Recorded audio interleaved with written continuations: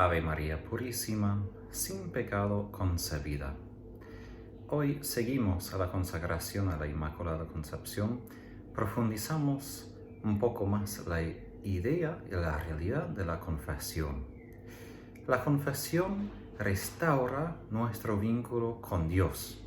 Cuando cometemos un pecado mortal, nosotros cortamos el vínculo que hemos recibido a través del bautismo, renunciando, en cierto modo, ser sus hijos. Y a través de la confesión, el Espíritu Santo restaura este vínculo con Dios como Padre y a Jesús como nuestro hermano. Pero el proceso de la purificación, sanación y santificación solo apenas comienza con la confesión. Quiere decir que, al fin de cuentas, la confesión misma no es todo, es solo un paso hacia la santidad.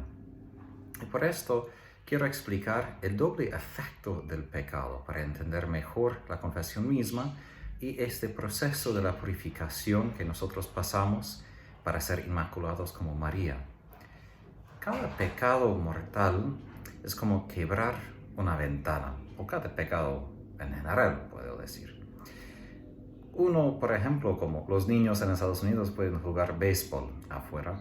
Cuando juegan a béisbol, ¿no? Hay una pelota y uno tiene así para pegar la pelota. Y a veces la pelota se lanza a través de la ventana del vecino. ¿Y qué pasa? Se quiebra.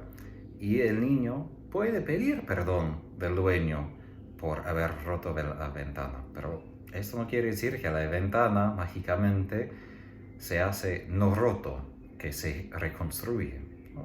Aún después del perdón, el niño necesita trabajar para ganar dinero y pagar por una nueva ventana. Y lo mismo con la confesión.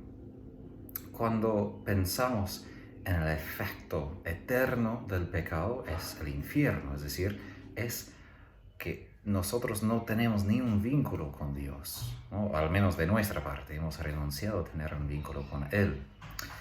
Pero aún después de sanar este vínculo con Dios, queda la ventana rota. Y esto es el proceso de la sanación, y es un proceso bastante largo, no se hace solamente en un día. Ahora, en la confesión tenemos la penitencia al fin, y penitencia es una manera de reparar lo que hemos hecho, reparar el daño. Y la Iglesia llama ese daño del pecado el castigo temporal, la pena temporal. ¿A qué refiere? Dios no necesita castigarnos en un sentido, porque el pecado mismo ya trae su castigo. ¿A qué voy? El pecado mismo es el peor castigo. Vivir sin Dios es infierno. Y cuando uno vive en pecado, uno está rompiendo todo. ¿Y cómo puede uno estar feliz así? No, uno no está feliz. Entonces, cada pecado trae consigo un castigo temporal. Es decir, los efectos mismos del pecado.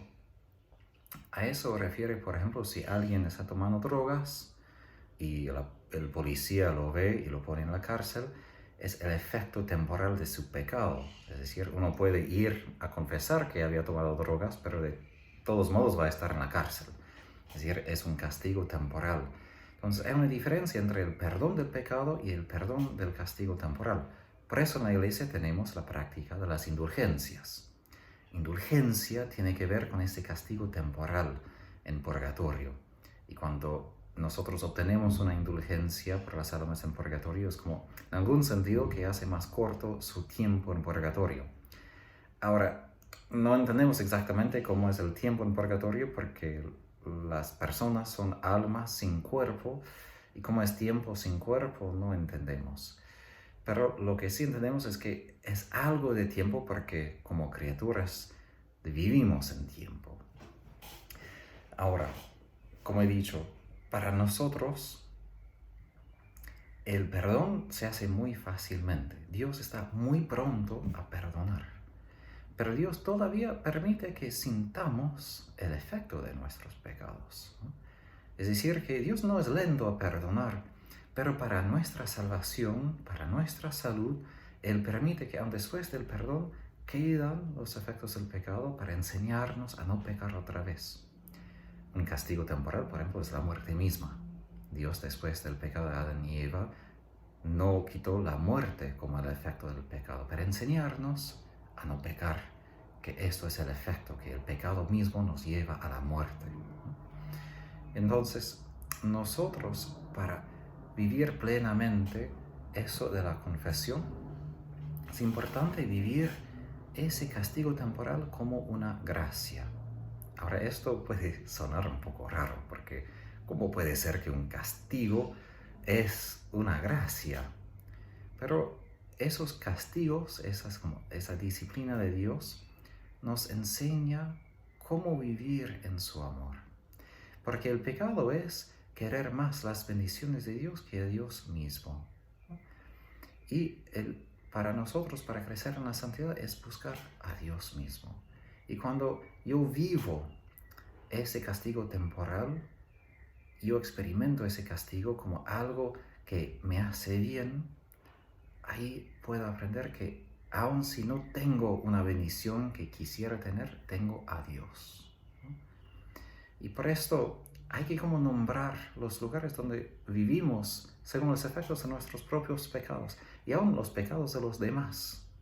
Reconocer que son momentos de gracia. Y si vivimos bien todos esos momentos del castigo temporal, no tenemos que ir al purgatorio. Eso es la mejor noticia.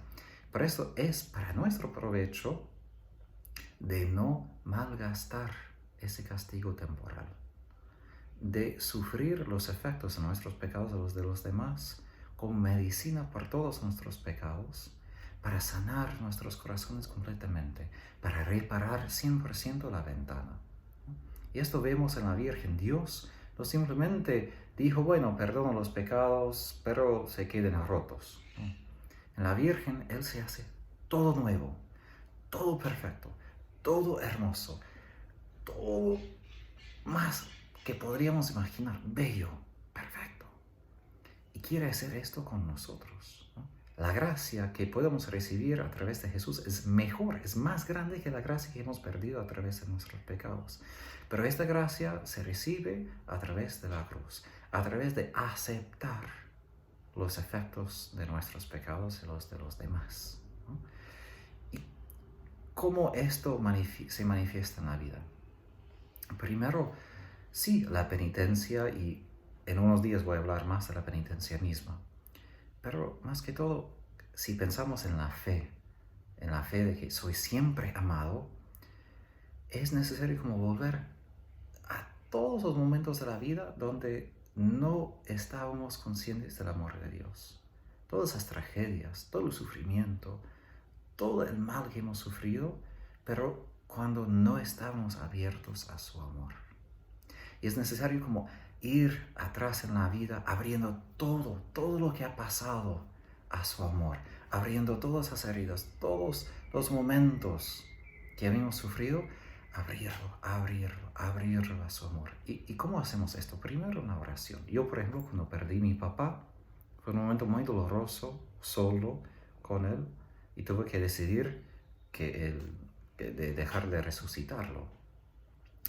En el momento no sentí el amor de Dios, no sentí su presencia porque fue una catástrofe, ¿no?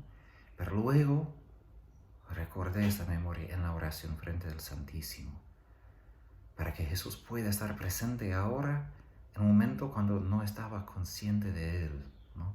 Cuando no tenía esta fe que sí soy amado, porque el sufrimiento de alguna manera como nos convence, no soy amado, Dios me está castigando en el sentido de odiarme, que no me quiere, pero no es verdad. Por eso primero la oración, después escribir. Lo que me ayuda mucho es escribir estos momentos, esos dolores, ¿no? Escribirlo para poder como quitar de mi corazón este nudo que me tiene muy pesado, muy angustiado. Y después compartirlo con un psicólogo, con un sacerdote, con un director espiritual, pero alguien de confianza, ¿no? porque necesitamos compartir con otra persona para recibir esta sanación, para reparar todo lo que está roto en nuestros corazones, para que sean imbuidos con el amor. Y nos ayuda mucho no simplemente a rezar, sino ver este amor a través del rostro, las palabras, gestos de una persona viva. Ahora, por ciertas personas será demasiado revisitar estas memorias. Por eso, si es necesario, vayamos a buenos psicólogos cristianos que pueden ayudar a entrar en trauma, momentos de mucho dolor, ¿no?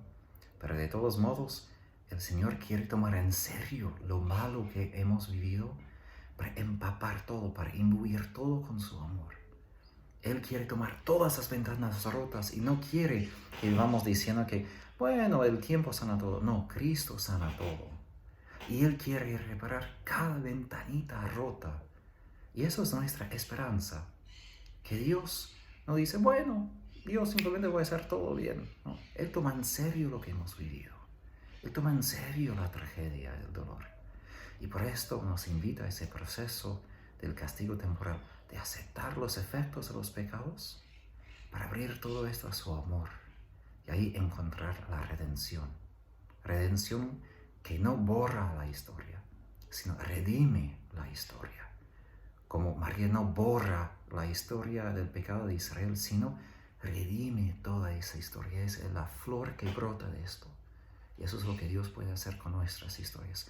Lo feo que puede ser el pasado, algo puede brotar de gracia de esto, como María brotó de la historia larga de Israel, una historia de pecado, de caída, pero también de misericordia. Rezamos nuestra letanía a la Virgen Inmaculada y a través de su intercesión, que Dios les bendiga y guarde. En el nombre del Padre, y del Hijo, y del Espíritu Santo.